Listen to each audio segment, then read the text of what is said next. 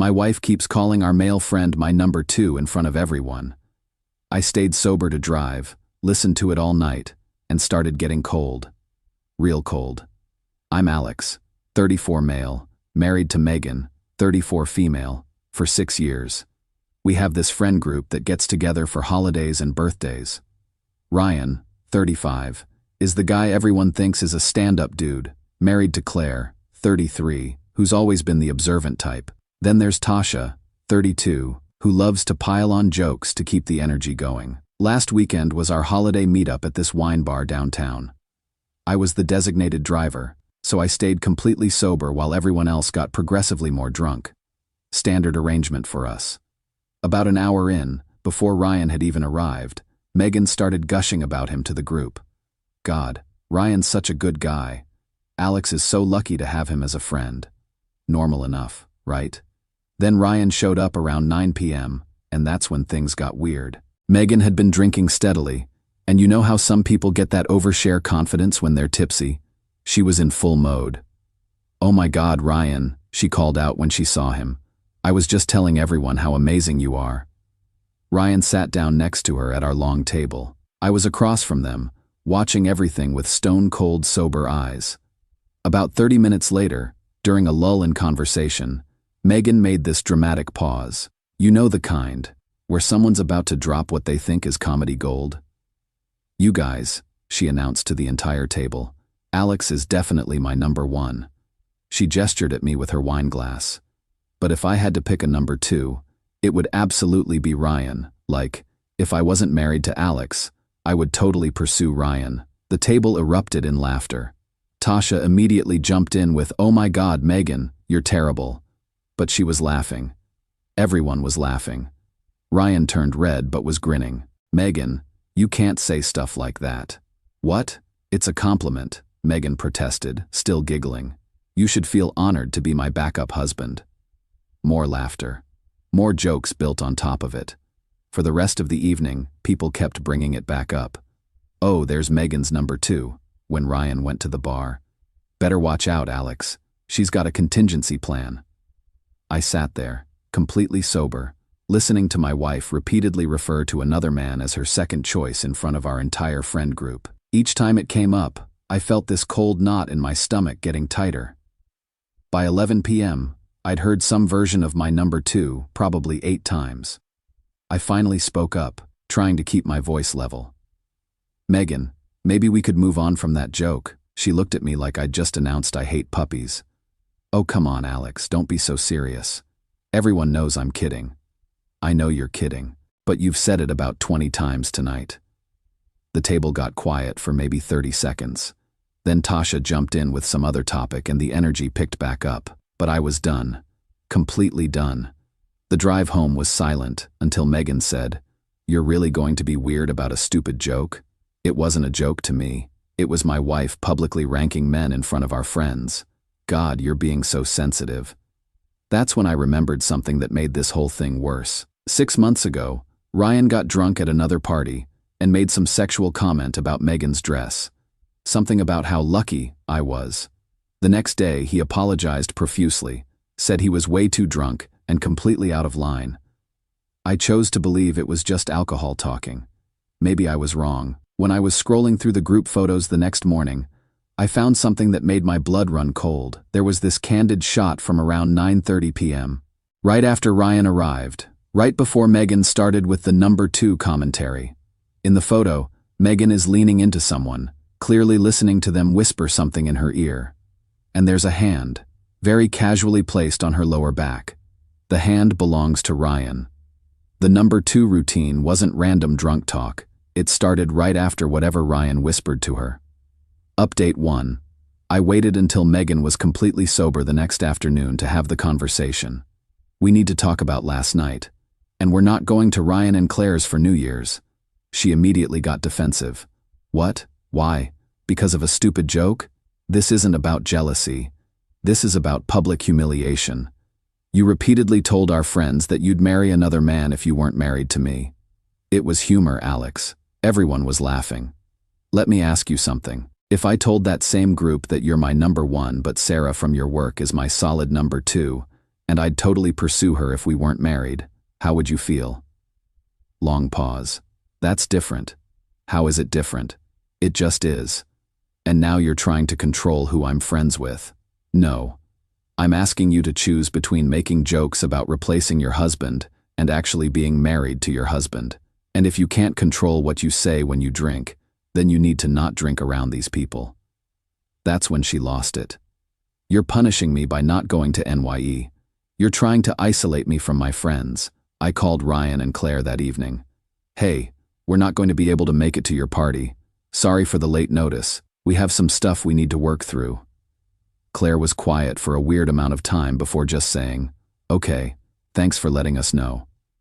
That night, around 10 p.m., I got a text from Claire, to my personal number, not the group chat. Can I ask you something directly? Has Ryan ever said anything inappropriate to Megan before? Because I've been noticing some things lately, and your absence from NYE is making me wonder if there's more to this story.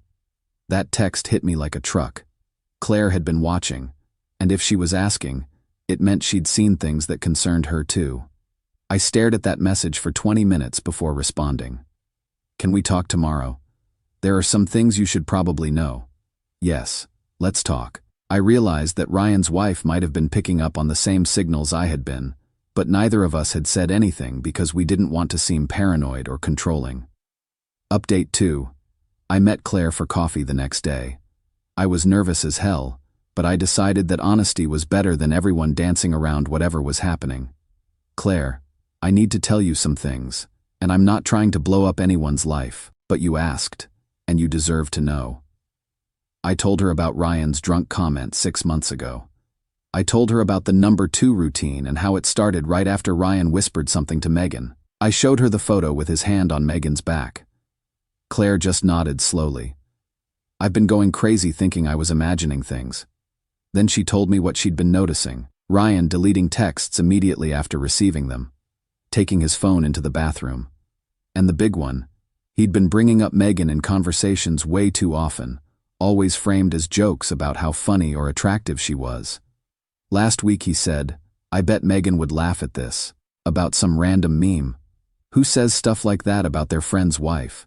I went home and told Megan I'd talk to Claire to avoid drama exploding at someone else's house. Megan went nuclear. You told her about our private conversation?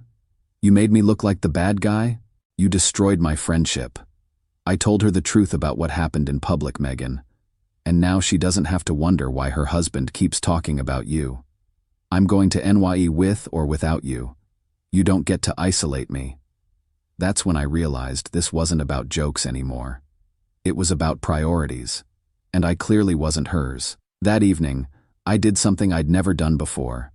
I checked our phone records. Not to hack or spy, but just to look at the basic call logs that show up on our shared plan. What I found was interesting. Megan and Ryan didn't text much, which initially made me feel better.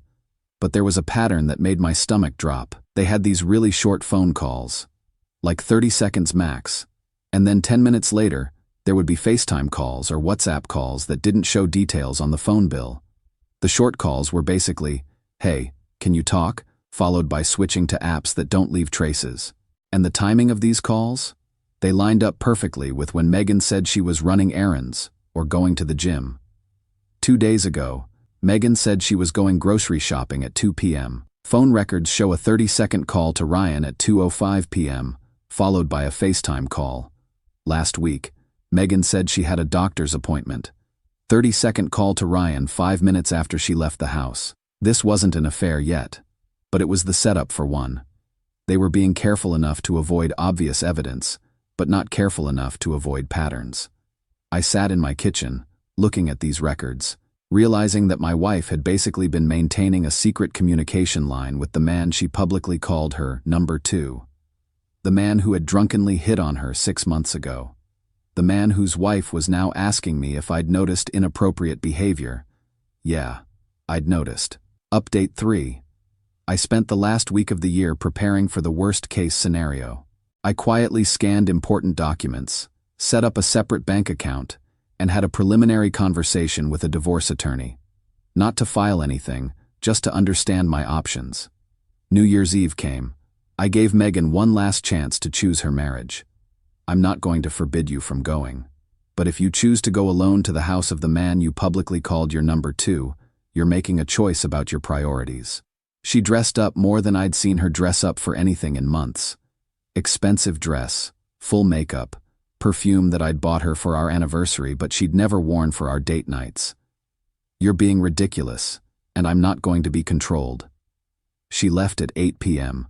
I spent NYE alone, which was honestly fine. I ordered pizza, watched Netflix, and had the quietest evening I'd had in weeks.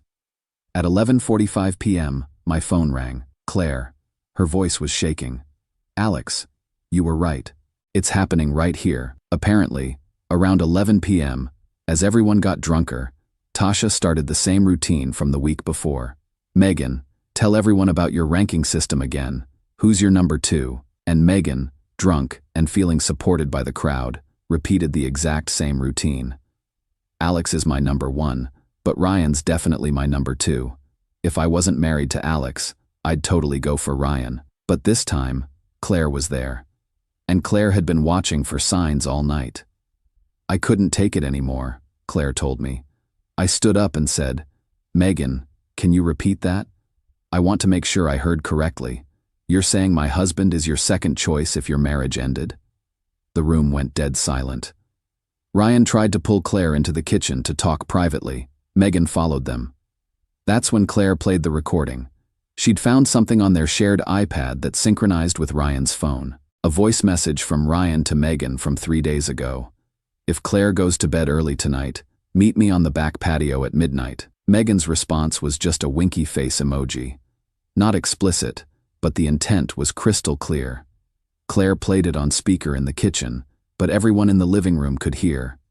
I found this yesterday, Claire announced loud enough for the whole party to hear.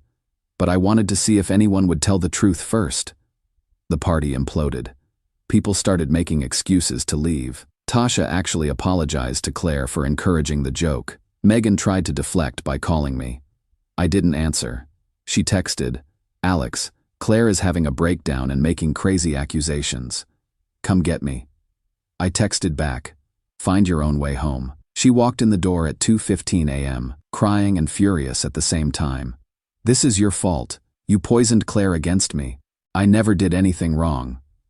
I was sitting in the kitchen, completely calm. Megan, you don't have to sleep with someone to betray your marriage. You betrayed me by publicly humiliating me and prioritizing your relationship with another man over your relationship with your husband. It was just joking. The back patio text wasn't a joke. Her face went white. How do you? Claire had no right to share private messages. Private messages between you and her husband about meeting secretly. Yeah, she had every right. She tried the gaslighting playbook. I never went to any patio. We were just talking. You're making this into something it's not. You're right, you never went to the patio, because Claire busted it before midnight, but you were planning to. We separated that night. Megan moved into the guest room, and by the end of the week, she'd moved to her sister's place. Claire also kicked Ryan out. The friend group basically disintegrated overnight. 3 weeks later, Tasha reached out to apologize for making the jokes worse, and told me something interesting. Apparently, after I'd called out Megan at the wine bar, Tasha asked her privately why she kept saying the number two thing. Megan's response?